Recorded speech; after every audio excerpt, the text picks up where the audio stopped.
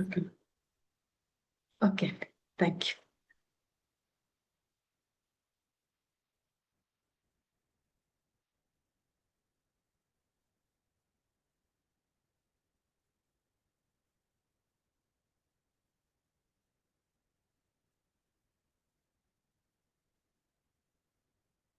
నమస్తే.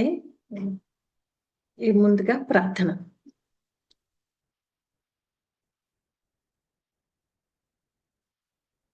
నా కుడివైపు ఉన్న గురువులు, పరమ గురువులు, పరమేష్ఠి గురువులు, నా ఎడమ వైపు ఉన్న సర్వేశ్వరి మాతకి సదా సర్వత్రా నేను పూర్తిగా అంకితం అయిపోయాను. అలాగే ఈ కుడి ఎడమల్ని రెండు కలుపుతూ ఈ జీవి ఎప్పటినుంచో వచ్చిన జీవి అయినప్పటికీ కూడా, ఆ భగవంతుడికి చెందిందే అయినప్పటికీ కూడా, ఈ భూమి మీద వచ్చినప్పుడు ఆ అవేర్నెస్ ని మర్చిపోకుండా జాగ్రత్తగా కాపాడుతూ ఉన్న ఆ విఘ్నేశ్వరుడికి నేను పూర్తిగా అంకితం అయ్యాను. నా చుట్టూ ఉన్న డివైన్ మాస్టర్స్, డివైన్ ఏంజల్స్,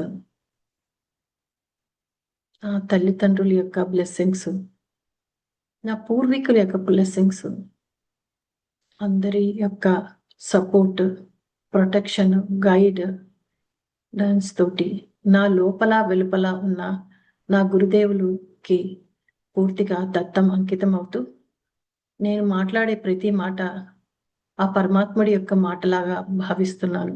ఇక్కడ వచ్చిన ప్రతి ఒక్క ఆత్మ కూడా ఆ దివ్యాత్మని భావిస్తూ, నేను వారు అందరము కలిసి ఒక వన్నెస్ లో ఈ గంట సేపు ఇది మేము భగవంతుడి యొక్క స్వరూపాన్ని ఆలోచించుకొని మన జీవితాన్ని అభివృద్ధి చేసుకునేందుకు ఇవ్వమని ఆ బ్లెస్సింగ్స్ కోరుతున్నాను.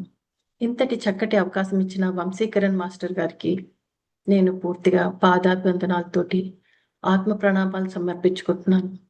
అలాగే మన పరమ గురువు అయిన పత్రేజీ మాస్టర్ గారికి మంచి బాటను చూపిస్తూ మనకి స్పిరిచువల్ వైపుకి, జర్నీ వైపుకి తీసుకెళ్తున్న పత్రిజీ మాస్టర్ గారికి కూడా నా ఆత్మ ప్రణామాలు జరుపుతున్నాను.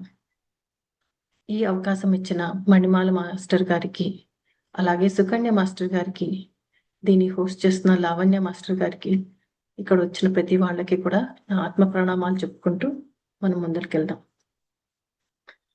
గత కొన్ని వారాలుగా మనము గురువులకి గురువైన దత్తాత్రేయ స్వామి గురించి, శ్రీకృష్ణ లీలల గురించి, ఇక భాగవత్ పురాణం అంతర్గతంగా శ్రీమద్ భాగవతముల యొక్క నుంచి మనం ఎన్నో నేర్చుకుంటూ వచ్చాం అనమాట. ఉద్ధవ గీత నుంచి కూడా. అంటే ఎలా అయితే మనకి జ్ఞానము కేవలము దాని గురించి చెప్తుంది, అవగాహన మాత్రమే ఇస్తుంది, కానీ ఎక్స్పీరియన్స్ మాత్రమే, ఆ అనుభవం మాత్రమే దాని యొక్క సంపూర్ణమైన ఆనందాన్ని ఇస్తుందని చెప్తున్న ఆ దత్తాత్రేయ స్వామి వారికి, ఆ శ్రీకృష్ణుల వారికి వారి కథల రూపంలో మనం వింటున్నాం అనమాట. దత్తాత్రేయ స్వామి వారికి 24 మంది గురువుల గురించి ఆయన ఏం చెప్తున్నారు, కొంతమంది గురించి మనం తెలుసుకున్నాము.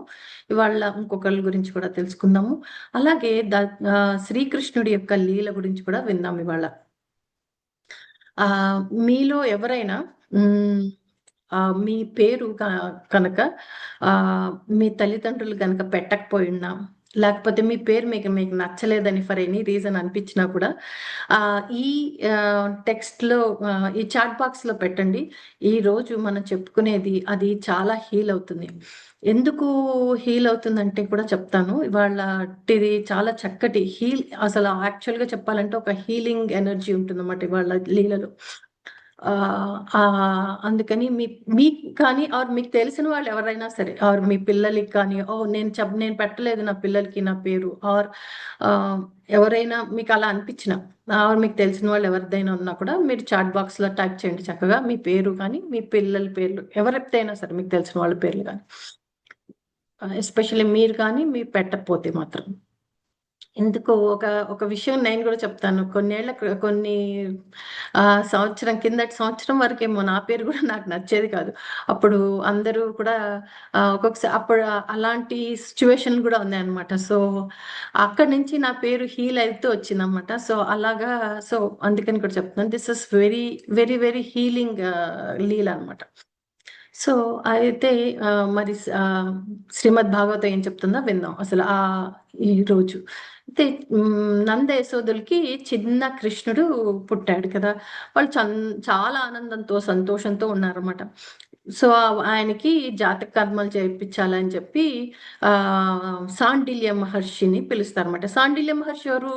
నంద యశోదలకి వాళ్ళ కుల పురోహితులు.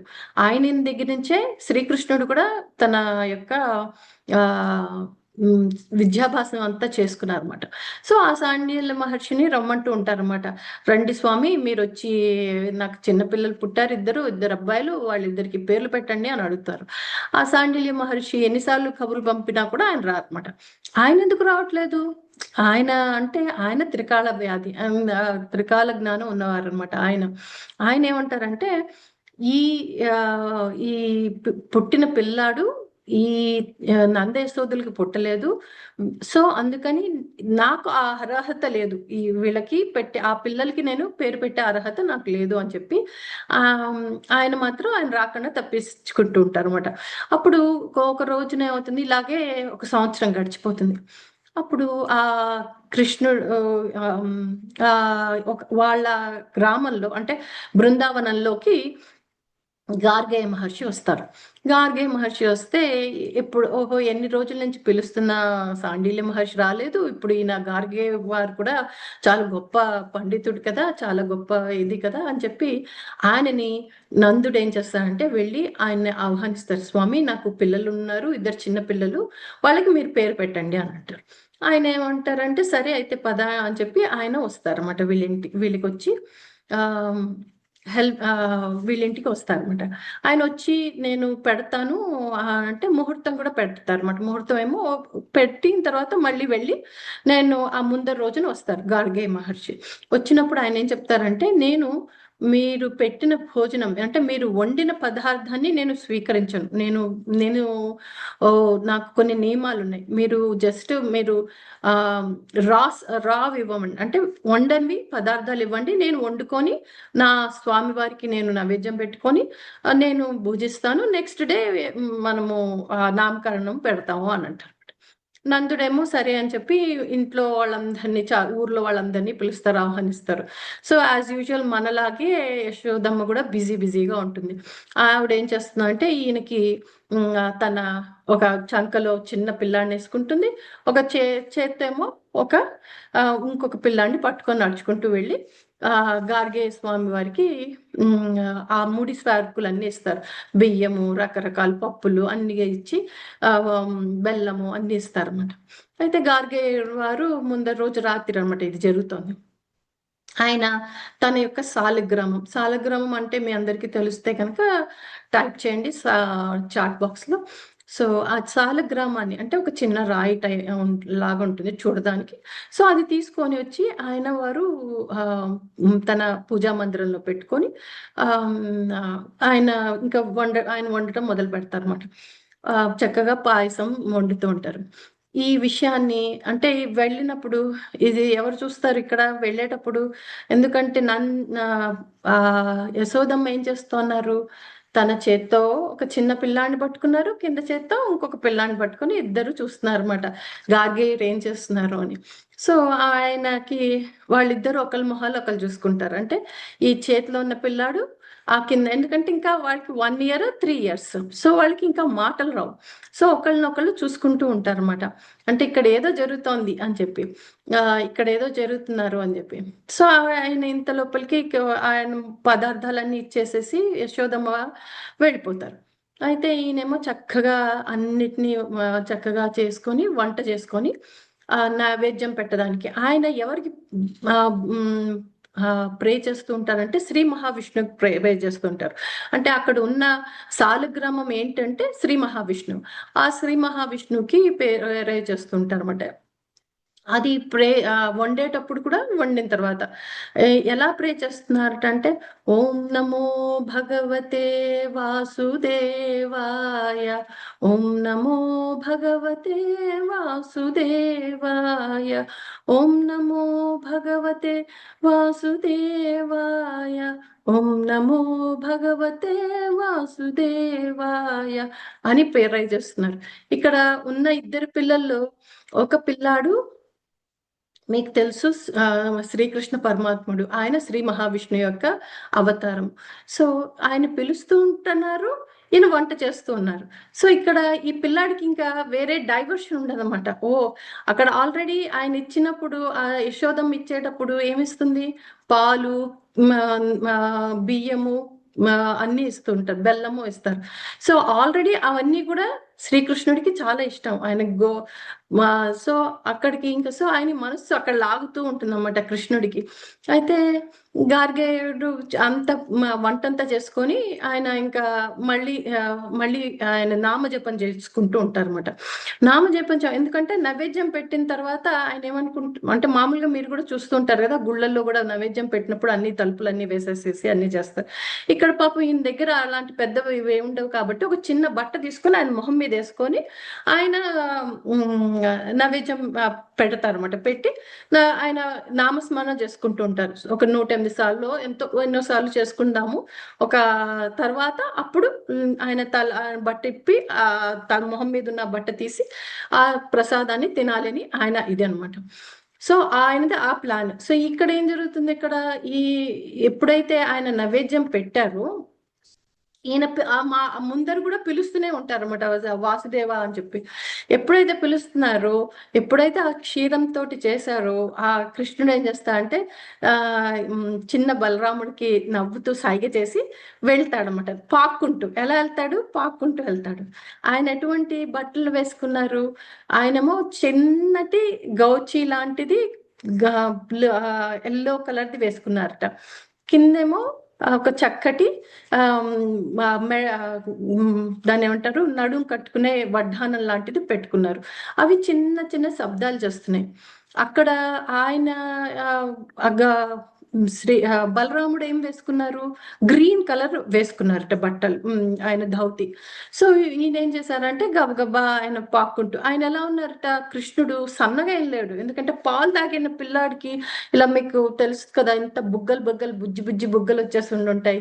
చేతులేమో ఇలా అలా ఇలా వేలాడుతూ ఉంటాయి కొద్దిగా, కాళ్ళు తొడలు అవన్నీ కూడా, పాదాలు, ఎందుకంటే చిన్న గోచి లాంటిది కదా కట్టుకున్నది. ఈయన పాక్కుంటూ వెళ్ళిపోయి ఎక్కడైతే ఆ పరవాణం చేశారో అక్కడ కూర్చున్నారట. ఆయన పక్కనే శాలిగ్రామం ఉంది. ఆ రాయిని చక్కగా ఆయన రాయిలాగా అనుకొని చెప్పి ఆ రాయిని తీసుకెళ్ళి పక్కన పెట్టుకొని ఆయన ఆ ప్లేస్ లో వెళ్ళి కూర్చొని ఆ చిన్న పాత్రలో ఏదైతే ఆ పరవాణం పెట్టారో అది తీసుకొని నోట్లో పెట్టుకొని తింటున్నారు అనమాట. నోట్లో కొంచెం పెట్టుకొని తింటున్నారు, మొహం మీద ఉల్టి మీద అంతా పడుతూ ఉందన్నమాట. ఆ తినేటప్పుడు బుజ్జి పిల్లాడు కదా, ఒక చిన్న పిల్లాడు, మీరు ఆలోచించండి, ఒక్క 1 year పిల్లాడు, అబ్బాయి ఎలా తింటున్నట్టు అంటే అని తింటున్నట్ట. సో అది తింటుండే టైంలో ఈయనకి చప్పుడు వినిపించింది. ఇదేంట్రా ఇక్కడ ఏదో చప్పుడు వినిపిస్తోందని చెప్పి ఆయన మొహం మీద నుంచి గార్గేయ స్వామి ఇలా బట్ట తీశారట.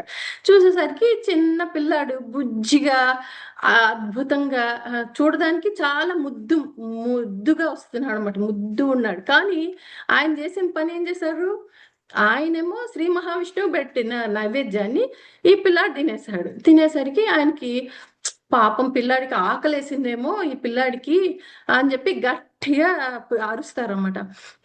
యశోద అని చెప్పి, యశోద మాత ఏమో పరిగెత్తుకుంటూ వస్తుంది. ఎందుకు, ఆవిడికి ఆల్రెడీ ఎప్పుడు ప్రిపేర్డ్, ఎందుకంటే కృష్ణుడి మీద కావాల్సినన్ని కంప్లైంట్స్ ప్రతి వాళ్ళు ఇచ్చేవాళ్ళకి ఆయనకి. సో ఆవిడ ఆల్రెడీ ప్రిపేర్డ్, ఓహో ఇక్కడ మళ్ళీ ఏదో కృష్ణుడు చేశాడని చెప్పి ఆవిడ పరిగెత్తుకుంటూ వస్తుంది అన్నమాట.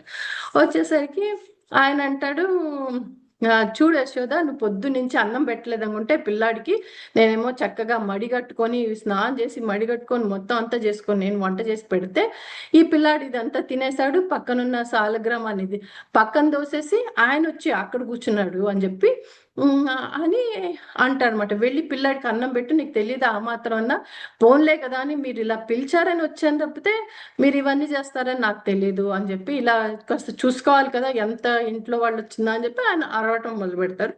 కొంచెం గట్టిగా, కొంచెం గట్టి గొంతుతో చెప్తారు, మరి అంత అరిచినట్టు కాదు కానీ కొంచెం గట్టి గొంతులో చెప్తారు. సరే స్వామి, తప్పైపోయింది, మా పిల్లాడిని ఏం అనకండి, మా పిల్లాడిని మీ ఆశీర్వాదం ఇవ్వండి, అంతేకాని ఆయన మా పిల్లాడిని కోపగించుకోకండి, మా పిల్లాడు చాలా బంగారం అని చెప్పి ఆవిడ ఆ పిల్లాడికి ఏమి అనకుండా ఉండాలని చెప్పి ఆవిడ సాయ శక్తులు ఆయన బతిమాలుకొని ఆ బుజ్జి పిల్లాడిని తీసుకొని ఆవిడ వెళ్ళిపోతుంది. వెళ్ళిపోయిన తర్వాత ఈయన బలరాముడి దగ్గరికి వెళ్తాడు. బలరాముడు అంటాడు, ఎలా ఉంది అంటే, చాలా బాగా చేశారు అని చెప్పి ఈయన చెప్తాడు అనమాట. కానీ నెక్స్ట్ టైం కూడా మళ్ళీ చేస్తున్నారు, చూద్దాము అని. దాంట్లో ఈసారి వాళ్ళు వేసిన దాంట్లో జీడిపప్పును అవి వేయలేదు అంటారు. సో పటికి బెల్లం జీడిపప్పు వేయలేదు అని చెప్పి ఈసారి ఆవిడకి ఆయన ప్రేరేపిస్తారన్నమాట, యశోదమాతకి అవి కూడా పంపించమని. ఎవరు? శ్రీకృష్ణుడు. సో కృష్ణుడు యశోదమాత మళ్ళీ చెంకలో చేసుకుంటుంది, చిన్న పిల్లాన్ని చేత్తో పట్టుకుంటుంది, ఇంకో పిల్లాన్ని వేలుతో పట్టుకొని తీసుకొని వెళ్ళి ఈసారి జీడిపప్పులు అన్నీ ఇస్తుందన్నమాట. పటిక బెల్లం ఇచ్చి, స్వామి లాస్ట్ టైం తప్పు అయిపోయింది, నన్ను క్షమించండి, మీరు ఈసారి మళ్ళీ చేసుకోండి అంటే సరే అని చెప్పి గార్గేయుడు మళ్ళీ స్నానం చేసి మళ్ళీ వంట చేస్తారు. మళ్ళీ వంట చేస్తున్నప్పుడు ఆయన శ్రీ మహావిష్ణుకి వేడుకుంటాడు, స్వామి వీళ్ళు కొండ జాతి వాళ్ళు, కొండలో ఉండిన వాళ్ళు, వాళ్ళకి మడి ఆచారాలు తెలియదు, భగవంతుడికి పెట్టకుండా తినకూడదు అన్నది తెలియదు, మీరు కూడా ఆ పిల్లలకి ఆశీర్వాదం ఇవ్వండి, వాళ్ళకి తెలియదు పాపం చిన్నపిల్లలు అని చెప్పి ఈయన ఆ పిల్లల్ని గురించి మంచిగానే ఆలోచిస్తారు అనమాట ఆ యశోదమ్మకి. కానీ ఇక్కడ కృష్ణుడు మాత్రం సైగలు చేస్తూ ఉంటాడు అనమాట బలరాముడికి, ఈసారి నెక్స్ట్ టైం చేయని, ఈసారి నేను మళ్ళీ తింటాను అని చెప్పి, తినడానికి రెడీగా ఉంటాను అన్నట్టుగా. ఆయన సెకండ్ టైము మళ్ళీ చేసి మళ్ళీ పెడతారు, నైవేద్యం పెట్టి మళ్ళీ ప్రార్థన మొదలు పెట్టేసరికి ఈసారి కృష్ణుడు ఏం చేస్తాడంటే తనకి తన నడుముకున్న వడ్డానం చప్పుడు చేస్తుందని చెప్పి అవి తీసి పక్కన పెట్టేసేసి నెమ్మదిగా మళ్ళీ పాక్కుంటూ వెళ్ళి ఈసారి మళ్ళీ మొత్తం చేయటమే కాకుండా అక్కడున్న సాల గ్రామానికి, అక్కడున్న పుష్పాలకి అన్నిటికీ కూడా ఆ పరవాణం పెట్టేసేసి ఆయన మాత్రం మళ్ళీ అన్నట్టుగా తింటూ ఉంటారు అనమాట. ఈసారి మళ్ళీ లేస్తారు. ఈసారి గార్గేయుడికి మాత్రం చాలా కోపం వస్తుంది. ఆయన ఈసారి గట్టిగా పిలిచి యశోదమాతని బాగా అంటారు, ఈ అబ్బాయికి అసలు నువ్వు అన్నం పెట్టట్లేదు పొద్దున్నుంచి అంటే అంటే ఆవిడ ఆశ్చర్యపోయి చూస్తుంది, అదేమిటి ఈ అబ్బాయికి నేను పెడుతున్నాను స్వామి అని అంటుంది. అంటే ఎన్నిసార్లు పెడుతున్నావు అంటే 8 సార్లు పెడుతున్నాను అంటే ఇక్కడ అర్థమవుతుందా మనకి, కృష్ణుడికి ఎన్నిసార్లు నైవేద్యం పెట్టాలి? 8 సార్లు నైవేద్యం పెట్టాలి. సో ఆవిడ నేను 8 సార్లు పెడుతున్నాను స్వామి అని అంటే అయినా సరిపోలేదనుకుంటా, నువ్వు ఇంత ఎంత పెడుతున్నావు, ఈ అబ్బాయి తింటున్నాడు ఇక్కడ, నా పూజ అంతా ఆగిపోతుంది, నేను తినే ఆహారం కూడా నేను తినలేక ఎంతో సేపటి నుంచి నేను ఆకలితోటి వెయిట్ చేస్తున్నాను, పొద్దునుంచి నేను నియమంతో ఏమీ తినట్లేదు, ఇంకా తిందామంటే ఆ నైవేద్యం అవ్వలేదు, నైవేద్యం అవ్వాలంటే ఈ అబ్బాయి ఏమో తింటున్నాడు, ఇట్లా చేస్తుంటే ఎట్లాగా అని చెప్పి నువ్వు తీసుకొని వెళ్ళి అంటే అన్నం ఉంటుంది. ఆవిడకి ఆశ్చర్యం వస్తుంది, అన్నం పెడుతున్నాను, వీడి ఎక్కడ పోతుందో తెలియట్లేదు, వీడు అన్నం తింటున్నాడా లేకపోతే వీడి కడుపా లేకపోతే చెరువు అన్నట్టుగా ఆవిడ ఇలా చూస్తూ ఉంటుంది అన్నమాట కృష్ణుడికేసి. ఆయనేమో ముసి నవ్వుకుంటూ కృష్ణుడిని తీసుకొని వెళ్ళిపోతారు. ఇంత లోపలికి ఆవిడ అంటుంది అనమాట, ఈసారి మళ్ళీ గార్గేయుడు మళ్ళీ పిలిచి గట్టిగా చెప్తాడు అనమాట, నువ్వు ఆ అబ్బాయిని అలా తీసుకెళ్తే కుదరదు, ఒక రూమ్ లో పెట్టి తలుపు వేసేసాయి, అప్పుడు కానీ నేను నా పనిని స్టార్ట్ చేయను అంటే సరే అని ఆపోజిట్ గానే సరే మళ్ళీ ఆయనకి సాటిస్ఫాక్షన్ ఉండాలని చెప్పి ఆయన ఎదుర్కొండా ఒక తలుపు వేసేసి ఆ తలుపు దగ్గర లోపల పెట్టేసేసి ఆ పిల్లాన్ని లాక్ చేస్తాను అనమాట కృష్ణుడిని. అప్పుడు కృష్ణుడు గార్గేయుడు అంటాడనమాట, కృష్ణుడు ఆ పిల్లాడిని చేసి చూసి, అన్నా నువ్వు నాతో ఆడుకుంటున్నావా, అసలు పిల్లాడు కాదు, నువ్వు చాలా అల్లరి పిల్లాడివి, నీకు బాగా బుద్ధి అయింది, ఇప్పుడు ఇలా తలుపు లాక్ చేశారు కదా అని చెప్పి అన్నట్టు. ఆయనేమో ఆ బలరాముడితో అంటూ ఉంటాడు అన్నమాట, చూడు నా అల్లరితనాన్ని గార్గేయుడు నన్ను ఇంకా చూడలేదు అని చెప్పి అని అనుకుంటాడు. నువ్వు అసలు మళ్ళీ చేయని అప్పుడు చూద్దాం అనుకుంటా. ఈసారి ఏం చేస్తుంది పాప యశోదమ్మ, ఆ, అదేంటి మనము సాఫ్రాన్ ఉంటుంది కదా, దాన్ని ఏమంటారు తెలుగులో తెలియదు, సాఫ్రాన్ ని కూడా అన్ని రకాలవన్నీ కూడా ఇస్తారన్నమాట ఇంకా ఎక్కువగా. మళ్ళీ పూజ చేస్తారు, మళ్ళీ నైవేద్యం పెడతారు. ఈయనేం చేస్తారు, ఈయన ఆ కంసుడి దగ్గర చిన్నప్పుడు పుట్టిన వెంటనే ఆ జైలు నుంచే పారిపోయారు. ఈ బుజ్జి తలుపు నుంచి పారిపోవడానికి కష్టమా? ఆయన బుజ్జి ఏ తలుపు సందులో నుంచి ఆయన దిగి లోపల బయటకు వచ్చేసేసి ఆయన ఎప్పుడైతే మొహం మీద ముసుకేసుకున్నారో గార్గేయుడు, ఈయన స్టార్ట్ చేస్తాడు అన్నమాట తింటాం. తినేసరికి ఈసారి ఆయన కోపంతో పూర్తి ఊగిపోతూ ఎందుకంటే ఆ చప్పుడు వినిపించు కదా, అన్న చప్పుడు వినిపించగా తలుపు గుడ్డ తీసేసి ఆ కోపంతో ఊగిపోతూ ఉంటాడు అనమాట. చూద్దామని చూసేసరికి అక్కడ కృష్ణుడికి 4 భుజాలతో ఉంటాడనమాట, బుజ్జి కృష్ణుడు. ఆ 4 భుజాల్లో ఏంటంటే ఒక చేత్తోటేమో పరవాణం తింటూ ఉంటారు, ఒక చేత్తోటేమో ఆ తాను ఆ గార్గేయుని రమ్మని పిలుస్తూ ఉంటారు అనమాట, ఇంకొక చేత్తోటి ఆ పరవాణాన్ని గోపబాలుకి పెడుతున్నట్టు కనిపిస్తుంది, ఇంకొక చేత్తోటి గోవులకి పెడుతున్నట్టు కనిపిస్తుంది అనమాట. ఇంతటి అద్భుతమైనది చూసేసరికి ఆయన ఆశ్చర్యపోతారు అనమాట.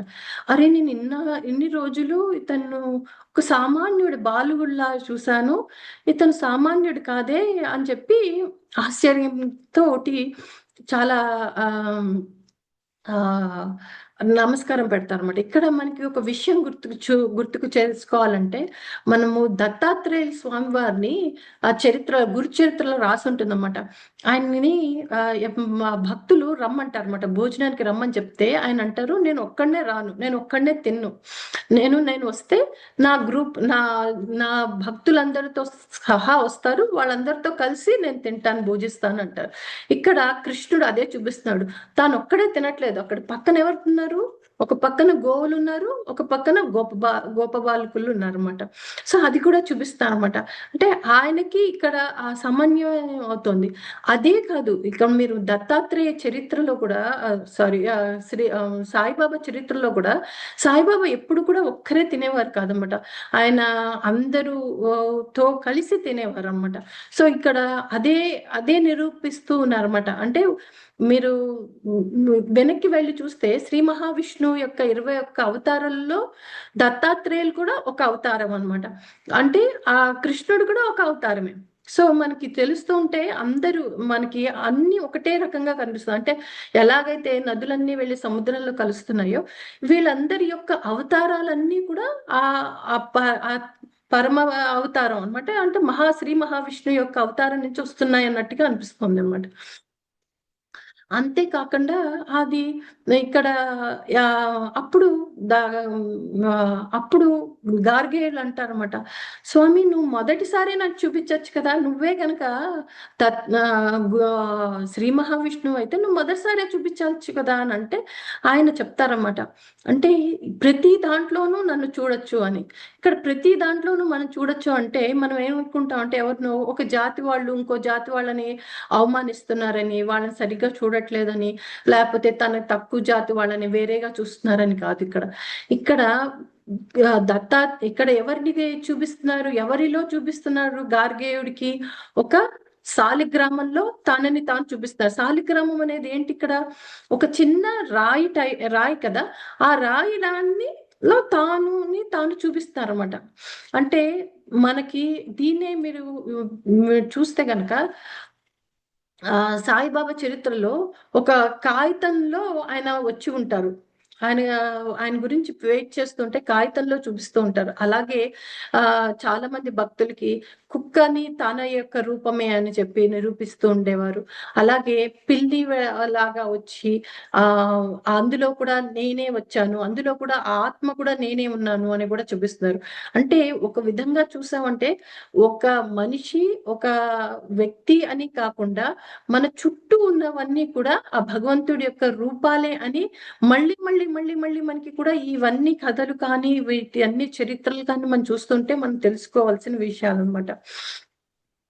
అంతేకాకుండా ఇక్కడ ఏం జరిగిందంటే ఇంకొకటి, ఆ కృష్ణుడు తన యొక్క ఆ కలర్ ఏం కలర్ అంటే నీలవర్ణం అన్నమాట. నీలవర్ణం అంటే ఎలాంటి వర్ణం అంటే, మీరు పికాక్ లో ఒక నీలం ఉంటుంది కదండి, మరి అది కొంచెం డార్క్ డార్క్ బ్లూ అన్నమాట. మనం ఇంక్ బ్లూ అంటారు, అటువంటి ఇంక్ బ్లూ అన్నమాట.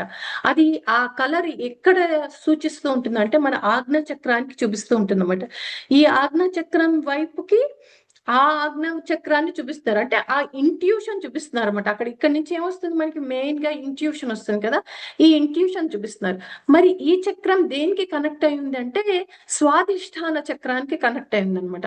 అంటే ఇక్కడ స్వాదిష్టాన చక్రానికి ఎప్పుడైతే కనెక్ట్ అయింది అంటే, స్వాదిష్టాన చక్రం ఎక్కడుంది, మన కింద, మన ఇప్పుడు మనం ఇంకొక విషయం కూడా చూపిస్తాను, మన కింద రెండోది అంటే ఫస్ట్ మూలాధారం, తర్వాత స్వాదిష్టానం అనమాట.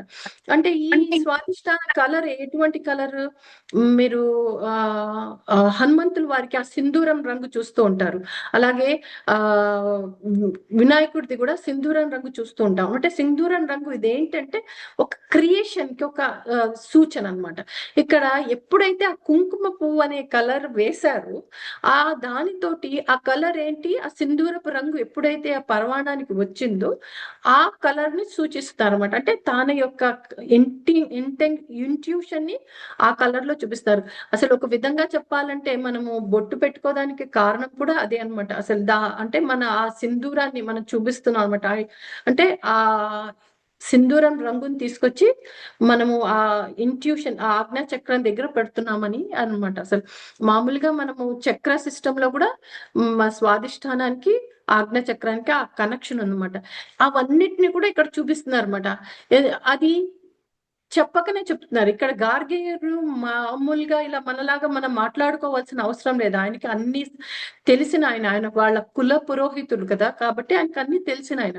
అప్పుడు ఆయన చెప్తారన్నమాట కృష్ణుడు, నేను నీకు చూపిస్తున్నాను కానీ ఈ విషయాన్ని, అంటే నేను శ్రీకృష్ణుడని, నేను శ్రీ మహావిష్ణువు యొక్క అవతారం అని కానీ ఎవ్వరికి బృందావనంలో చెప్పొద్దు.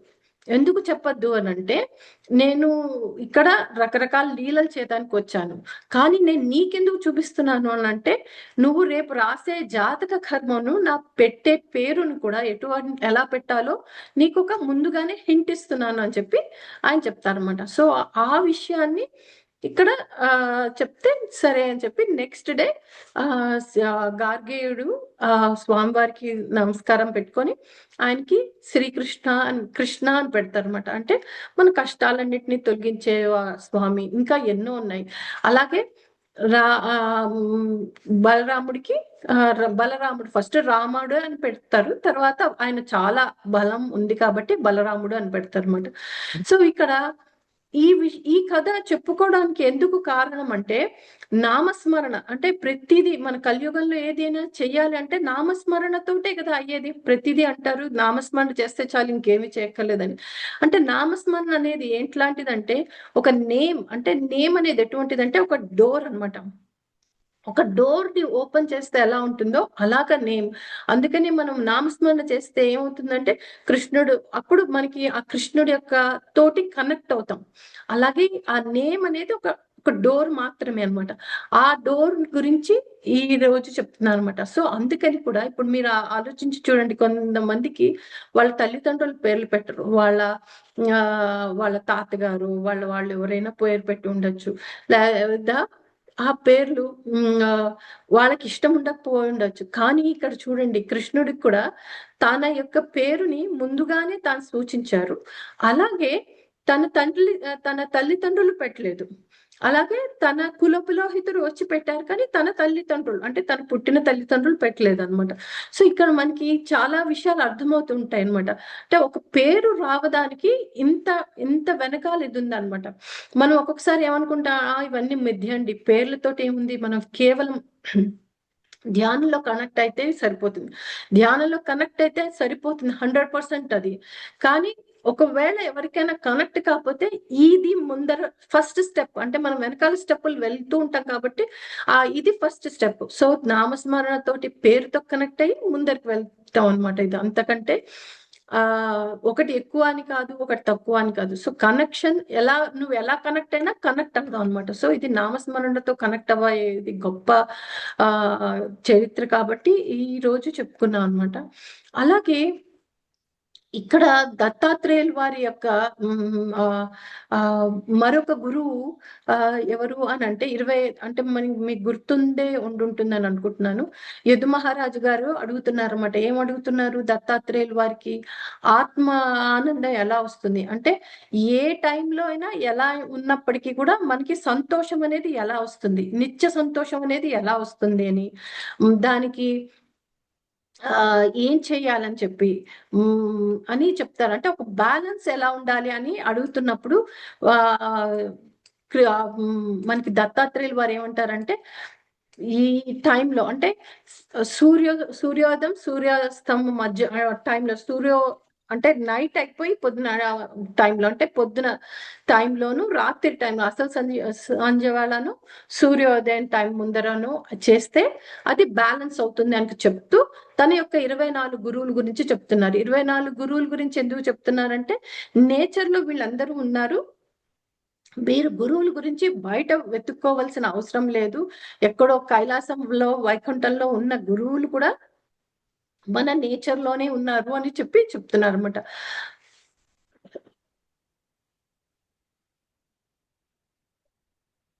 అందులో భాగంగా ఎవరి గురించి చెప్తున్నారు అంటే, హనీబీ అంటే మనం ఒక చిన్న హనీబీ అంటే తేనెటీగ గురించి చెప్తున్నారు అనమాట. ఆ తేనెటీగ నా గురువు అని చెప్తున్నారు. ఎవరు చెప్తున్నారు? దత్తాత్రేయులు వారి గురువు ఎవరు? తేనెటీగ. అంటే ఇంత చిన్న చిన్న విషయాలు చెప్తున్నారు అనమాట. బుల్లి విషయాలు అనమాట. శ్రీమద్ భాగవతంలో అంత చిన్న చిన్న విషయాలు చెప్తుంటారు. ఇందాక దాంట్లో నామస్మరణ యొక్క గొప్పతనం చెప్తున్నారు. ఇప్పుడు దత్తాత్రేయులు వారు ఏం చెప్తున్నారంటే, ఆ చిన్న దాని మధుకరి అనొచ్చు, లేదా తేనెటీగ అంటారు అనమాట. ఆ తేనెటీగ తన యొక్క గురువు. ఎవరి గురువు? దత్తాత్రేయులు వారి యొక్క గురువు. సో ఆ గురువు గురించి చెప్తున్నారు అనమాట. అంటే మనం ఎప్పుడు తేనెటీగను చూసినా ఏంటి, మనం ఏం గుర్తు తెచ్చుకోవాలి? ఓ ఈ ఇది మామూలు తేనెటీగ కాదు, ఈ తేనెటీగ దత్తాత్రేయుల వారి యొక్క గురువు అని కూడా తెలుసుకోవాలన్నమాట. ఎందుకు అని అంటే దత్తాత్రేయులు వారు ఏం చెప్తున్నారంటే, ఆ తేనెటీగ చాలా డిఫరెంట్ ఫ్లవర్స్ దగ్గరికి వెళ్తుంది. అంటే మనం కూడా డిఫరెంట్ వేస్ లో మనం నాలెడ్జ్ ని స్వీకరిస్తూ ఉంటాం. కానీ ఎన్ని డిఫరెంట్ ఫ్లవర్స్ దగ్గరికి వెళ్ళినా అది తీసుకునేది మాత్రం చాలా చిన్న అమౌంట్, కొంతనే మకరందాన్ని తీసుకుంటుంది, నెక్టార్ ని కొంచెమే తీసుకుంటుంది. అది ఎంత తీసుకుంటుందంటే ఆ ఫ్లవర్ కి ఎటువంటి హాని కలగకుండా తీసుకుంటుంది అన్నమాట. ఆ తర్వాత దాన్ని తన యొక్క కష్టార్జితంతో దాన్ని మకరందం కింద తయారు చేస్తుంది, అంటే తేనె కింద తయారు చేస్తుంది. ఇలాగే మనం కూడా దత్తాత్రేయులు వారు ఏం చెప్తున్నారంటే, మనం కూడా డిఫరెంట్ గురువుల దగ్గర నుంచి మన యొక్క నాలెడ్జ్ ని స్వీకరించమంటున్నారు. అదే ఇక్కడ మనకు ఒక డౌట్ వస్తుంది, అదేంటి దత్తాత్రేయుల వారికి 24 మంది గురువులా? ఎప్పుడైనా మనము ఒక్క గురువు దగ్గర నుంచే వెళ్ళమంటారు కదా, ఎంతమంది గురువుల దగ్గర నుంచి ఎలా వెళ్తున్నారు అని అంటే, దత్తాత్రేయులు వారే చెప్తున్నారు అనమాట. ఒక్కొక్క సబ్జెక్టు ఒక్కొక్కరి దగ్గర నుంచి నేర్చుకోమని చెప్తున్నారు. అలాగే ఇప్పుడు తేనెటీగ తన యొక్క సబ్జెక్ట్ కాబట్టి ఇక్కడ ఆయన అలా డిఫరెంట్ వాళ్ళ దగ్గర నుంచి నేర్చుకోమంటున్నారు. సో ఎంతమంది గురువులు ఉన్నారని కాదు, నీ గురువుతోటి నువ్వు ఎలా బిహేవ్ చేస్తున్నావు అన్నది ఇంపార్టెంట్ అనమాట. అంటే ఒక గురువు చెప్పింది నమ్మకుండా ఇంకో గురువు దగ్గరికి వెళ్తున్నావా, లేదా ఈయన దగ్గర నేర్చుకోవాల్సింది, ఒక టీచర్ దగ్గర డాన్స్ నేర్చుకున్నావు, ఒక టీచర్ దగ్గర సంగీతం నేర్చుకున్నావు, that is fine. So you can have different teachers అనమాట. అందుకు సూచనగా ఎవరు చూపిస్తున్నారంటే ఈ తేనెటీగను చూపిస్తున్నారు అనమాట. అందుకు అలాగా నేను తీసుకుంటున్నాను. అంతేకాకుండా టీచర్స్ తోటేనే నేను తీసుకోవట్లేదు. ఎక్కడి నుంచి తీసుకుంటున్నాను? గ్రంథాల నుంచి, డిఫరెంట్ గ్రంథాల నుంచి దగ్గర నుంచి తీసుకుంటున్నాను. డిఫరెంట్ నేచర్ లో నుంచి తీసుకుంటున్నాం. అంటే అంటే తేనెటీగ ఎలా అయితే డిఫరెంట్ ఫ్లవర్స్ తీసుకుంటుందో, మనము డిఫరెంట్ టీచర్స్, ఫిజికల్ టీచర్స్, మనం మనిషి రూపంలో కనిపించే ఫిజికల్ టీచర్స్ దగ్గర నుంచి తీసుకుంటున్నాం. అలాగే గ్రంథాల నుంచి తీసుకుంటున్నాం. అలాగే నేచర్ నుంచి కూడా మనము చాలా మటుకు మన జ్ఞానం చూస్తూ ఉంటాం. ఒక చెట్టుని చూస్తే మనకు ఒక జ్ఞానం వస్తుంది. అలాగే లైఫ్ ఎక్స్పీరియన్సెస్ నుంచి కూడా తీసుకుంటూ ఉంటాం. మన లైఫ్ ఎక్స్పీరియన్సెస్ లో నుంచి మన ప్రతి వాళ్ళు మీరు బాగా వినే ఉంటుంటారు. మన పెద్దవాళ్ళని ఎవరి దగ్గరికైనా వెళ్ళగానే వాళ్ళు చెప్తారు, మా మా అనుభవం ఇదండి, మా అనుభవం ఇదండి అని చెప్తూ ఉంటారు. అలా వాళ్ళ యొక్క అనుభవం నుంచి కూడా మనం తీసుకుంటూ ఉంటాం. మనం ఎక్కువ గురువుల దగ్గర నుంచి వెళ్ళేటప్పుడు చాలా విషయాలు ఇవే తెలుసుకుంటుంటాం. స్థల పురాణం ఏంటి, అలాంటివి చాలా తెలుసుకుంటాం కదా, అలా అవే చెప్తుంటారు అనమాట. సో డిఫరెంట్ బ్యాక్గ్రౌండ్స్ నుంచి కూడా తీసుకుంటూ ఉంటాం. డిఫరెంట్ బ్యాక్గ్రౌండ్స్ నుంచి అంటే సైన్స్ నుంచి ఒక రకమైన నాలెడ్జ్ తీసుకుంటూ ఉంటాం. అలాగే మన బయాలజీ నుంచి ఒక రకంగా తీసుకుంటాం, మ్యాథ్ నుంచి ఇంకో రకంగా తీసుకుంటాం, అలాగే మన యొక్క స్పిరిచువల్ నుంచి డిఫరెంట్ గా తీసుకుంటాం. డిఫరెంట్ బ్యాక్గ్రౌండ్స్ నుంచి తీసుకుంటాం, కానీ ఏం తీసుకుంటాం అంటే ఆ భగవంతుడి యొక్క ఆ నాలెడ్జ్ తీసుకుంటాం. మనం ఒకసారి అనుకుంటుంటాం, నాకంటే ఈ మనిషి ఇంకా చాలా బాగా స్పిరిచువల్ జర్నీలో చాలా హైలో ఉన్నారు, నేను అంత స్పిరిచువల్ జర్నీలో లేను అని అనుకుంటుంటారు. కానీ తేనెటీగలు ఎలా ఉంటాయి, అన్ని తేనెటీగలు కలిసి మాత్రమే స్వీకరిస్తుంటాయి. మొత్తం అన్ని తేనెటీగలు కలిసే మకరందాన్ని తయారు చేస్తారు. ఇక్కడ మనము అది ఏం చెప్తున్నారంటే, నాకు ఇక్కడ ఓషో గారిది ఒకటి గుర్తుకొస్తుంది అనమాట. ఓషో గారిని ఎవరో ఒకళ్ళు అడిగారన్నమాట, స్వామి మీరు మీకు ఇంత నాలెడ్జ్ ఉంది అంటే, ఇంత అవేర్నెస్ లో ఉన్నారు, మరి నేను ఎలా ఉంటాను అని అంటే, ఆయన అంటారన్నమాట, నేను ఒక నాటకం వేస్తున్నాను, ఆ నాటకంలో నాకు అవేర్నెస్ ఉందని నేను ఒక నాటకం వేస్తున్నాను, నువ్వు ఒక నాటకం వేస్తున్నావు, ఏం వేస్తున్నావు, నీకు అవేర్నెస్ లేదని వేస్తున్నావు. నువ్వు ఈ క్షణంలో నాకు అవేర్నెస్ ఉందని అనుకుంటే నీకు కూడా అవేర్నెస్ వస్తుంది. అవేర్నెస్ అనేది నీ చేతిలోనే ఉంది. సో అంటే ఇక్కడ ఏంటి, ఒకళ్ళకంటే ఒకళ్ళు ఎక్కువ కాదని అక్కడ ఎలా చెప్పకనే చెప్తున్నారు అనమాట. అంటే ఈ మాస్టర్స్ అందరూ వీళ్ళు మనకి వచ్చి ఎలా చెప్తున్నారు చూడండి. ఆ తేనెటీగలు ఎలాగో మనుషులందరూ కూడా అటువంటి వాళ్ళే, అటువంటిదే, ఆ ఉన్నతమైన వాళ్ళే, అందరం కలిసే ఆ మకరందాన్ని అంటే ఆ నాలెడ్జ్ ని దాన్ని అన్నిటిని తీసుకొని మనం కూడా ఒక మకరందాన్ని తయారు చేస్తాం అనమాట. అందుకని కూడా అది కూడా చెప్తున్నారని చెప్తున్నారు ఇక్కడ. సో అంతేకాకుండా ఒక రకమైన పేషెన్స్ ఉంది చూసారా, ఎంతో డిఫికల్ట్, ప్రతి దాంట్లోకి వెళ్ళిది అలా కలెక్ట్ చేసుకొని, ప్రతిదీ కలెక్ట్ చేసుకొని ఒక లాట్ ఆఫ్ పేషెన్స్ ఒకటి ఉంది, లాట్ ఆఫ్ శ్రమ ఉంది అనమాట. అయినప్పటికీ కూడా అది చేస్తోంది. సో అది మాత్రమే చెప్తుంది అనమాట. అంతేకాకుండా తేనెటీగ ఇంకొకటి చాలా ఇంపార్టెంట్ అయిన విషయం చెప్తుంది. అది మొత్తం ఆ పువ్వునంతటినీ తీసుకోదు, తనకి ఎంత కావాలో అంతే తీసుకుంటుంది. అలాగే దత్తాత్రేయులు వారు ఏం చెప్తున్నారంటే, అన్ని రకాల మీద, అన్నిటి మీద అటాచ్మెంట్స్, ఆర్గ్యుమెంట్స్, రకరకాల లేబుల్స్, లేకపోతే ఎక్సెసివ్ ఇన్ఫర్మేషన్. అంటే ఇక్కడేమో ఈ ఈ స్టోరీ వింటున్నాం, అక్కడ ఇంకో స్టోరీ వింటున్నాం, అక్కడ ఇంకో విషయాలు వింటున్నాం. అలా ఇన్ఫర్మేషన్ గ్యాదర్ చేసుకుంటమే కాకుండా దాన్ని ఇంప్లిమెంట్ చేసుకోమంటున్నారు. ఇప్పుడు కృష్ణుడు ఏం చెప్తున్నాడు, మన లైఫ్ లో ఇంప్లిమెంట్ చేసుకోమంటున్నాడు. అందుకు ఆయన యొక్క లీలల ద్వారా ఎలా ఇంప్లిమెంట్ చేసుకున్నారో మా బృందావనంలో చూపిస్తున్నారు. అలాగే ఇక్కడ కూడా మా దత్తాత్రేయులు వారు ఏం చెప్తున్నారు, ఎలా ఇంప్లిమెంట్ చేసుకోవాలో చూపిస్తున్నారు. అంటే హనీ బీ ఏం చేస్తున్నట్టుగానే మనం కూడా ఎక్సెసివ్ ఇన్ఫర్మేషన్ అవసరం లేదు, మనకి ఎంత కావాలో అంతే తీసుకోండి. ఒక విషయాన్ని ఎవరైనా మాట్లాడుతున్నారు, వాళ్ళు అగ్రీ చేయట్లేదు, మనకు అవసరం ఏంటి దాంట్లో, వాళ్ళు మన మాట నమ్మాలని కానీ, లేకపోతే వాళ్ళు మనతో పాటు అగ్రీ చేయాలని ఏముంది, ఏం అవసరం లేదు కదా. సో మన పని మనం చేసుకుని ఉంటూ వెళ్ళిపోవడం అని చెప్తున్నారు అనమాట. అంతేకాకుండా మనము తక్కువ చేయడం కానీ, లేబుల్స్ వేసుకోవడం, అంటే నాకు రాదని, నేను లేజీనని, నేను కోపరి అని, లేకపోతే నేను బాగా లావు ఉన్న మనిషినని, అలా రకరకాలుగా మనము లేబుల్స్ వేయొద్దు అని అంటున్నారు. ఎందుకు, ఇక్కడ అన్ని తేనెటీగలు ఒకటే రకంగా ఉంటాయి. మనం చూసామనుకోండి, మనం ఎలా ఉంటాయి, ఒక రకంగా ఒక రకంగా ఉండదు. కుక్కను చూస్తే మనం వెంటనే గుర్తుపట్టచ్చు, ఈ కుక్క ఇలా ఉంటుంది, ఇంకో కుక్క ఇంకో రకంగా ఉంటుంది. అలాగే ఆవును చూసినా గుర్తుపట్టచ్చు.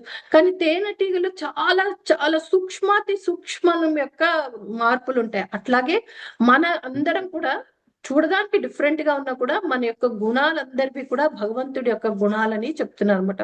So focus on the principles అనమాట, సో దట్ మన క్యారెక్టర్ ని ఇంప్రూవ్ చేసుకోవచ్చు అని తేనెటీగ తన యొక్క గురువు అని చెప్పడంలో ఆయన యొక్క చెప్తున్నారు. అంతేకాకుండా తేనెటీగ తనకి ఎంత కావాలో అంతే తీసుకుంటుంది. దాన్ని బట్టి ఏంటి, మనకి ఎంత కావాలో అంతే. అంటే మనము ఒక గ్రీడీనెస్ కి వెళ్ళొద్దు. ఈ విషయాన్ని సాయిబాబా గారు అంటారు, ఒక్క వంటకంతో సరిపెట్టుకో, 4-5 వంటకాలు చేసుకొని రోజు తినద్దు అలా అని అంటారు అన్నమాట. అంటే దీని ఏంటి, ఎంత ఉంటే అంతే తృప్తి పడుతూ ఉండు అన్నట్టుగా కూడా చెప్పొచ్చు అనమాట. ఒక్కొక్కసారి మనుషుల్ని ఇంకొక మనుషులు ఎక్స్‌ప్లాయిట్ చేస్తూ ఉంటారు కదా, అలాగే లేకపోతే నాకు ఎక్కువ నాలెడ్జ్ ఉందని, ఇంకొకళ్ళని తక్కువగా ఉందని ఆ ఇన్సల్టింగ్ బిహేవియర్స్ అవన్నీ కూడా అవసరం లేదు అన్నట్టుగా మనకి చెప్తున్నారు అనమాట. అంతేకాకుండా వేస్ట్ చేయొద్దు. తేనెటీగ మనకి ఏం చెప్తుంది, వేస్ట్ చేయొద్దు, ఎంత కావాలో అంతే తీసుకోమని చెప్తుంది అనమాట.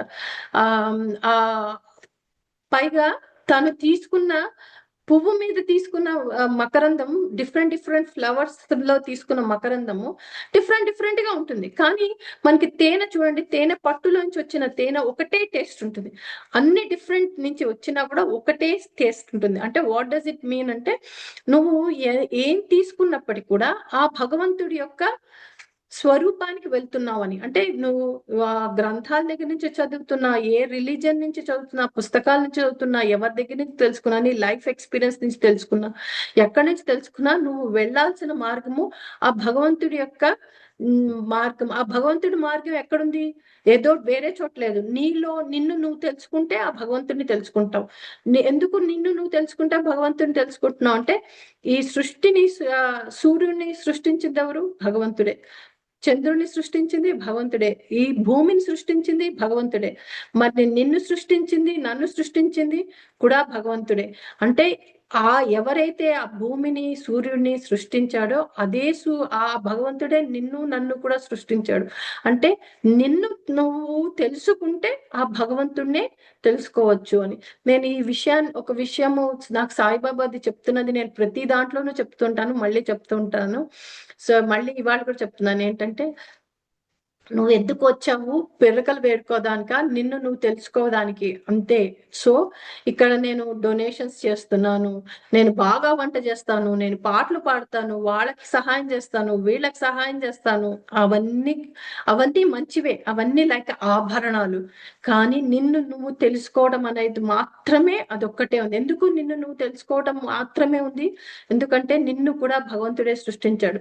నిన్ను కూడా భగవంతుడే సృష్టించాడంటే నీలో ఏదైతే ఉందో ఆ భగవంతుడిలోనే అది కూడా ఉంది అనమాట. సూర్యుడి నుంచి వచ్చే చిన్న బింబం ఎలా అయితే సూర్యకాంతిని ఇస్తుందో, అలాగే మనలో కూడా ఉన్నది సూర్యకాంతి, ఆ భగవంతుడి యొక్క కాంతి అని కూడా ఈ చిన్న హనీ బీస్ చెప్తున్నా అనమాట. సో దత్తాత్రేయులు వారు దీని గురించి చెప్తున్నారు. దీని తర్వాత ఇంకొకటి కూడా ఉంది, అది ఇంకొకసారి చదువుతాము. బట్ ఇది మాత్రం దత్తాత్రేయులు వారు చెప్తున్న మనకి సందేశము. సో నేను ఇవాళ మీకు మన నామస్మరణ అంటే పేరు యొక్క దీనిను, ఈ హనీ బీ, ఈ తేనెటీగ యొక్క స్టోరీ మన జీవితాల్లో మనం కూడా పెట్టుకొని, మనం కూడా ఆ భగవంతుడి యొక్క స్వరూపాన్ని, ఆ భగవంతుడి యొక్క క్వాలిటీస్ ని కూడా మనం తెలుసుకుంటూ మనం కూడా ఆనందంలో విహరిద్దామని అనుకుంటున్నాను. దీంతో ఈ రోజు నేను కంప్లీట్ చేస్తాను. ఏమైనా క్వశ్చన్స్ ఉంటే తీసుకుంటాను. Thank you for giving me opportunity. మీరందరూ కూడా దైవ స్వరూపమే అని కంప్లీట్ గా నమ్ముతున్నాను.